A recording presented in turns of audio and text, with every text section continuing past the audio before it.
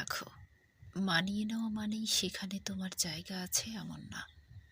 জীবনে অনেক সময় এমন পরিস্থিতি আসে যেখানে তোমাকে মনে হতে পারে তুমি মানিয়ে নিচ্ছ, কিন্তু আসলে সেখানে তোমার সত্যিকারের কোনো স্থান নেই।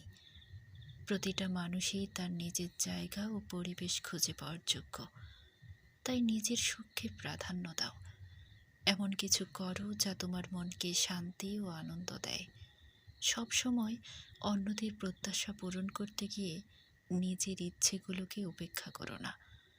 নিজের উপর ফোকাস করো।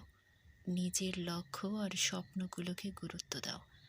সত্যিকারের আত্মিক শান্তি তখনই পাওয়া যায় যখন তুমি এমন কিছু করো যা তোমার জীবনকে অর্থবহ করে তোলে।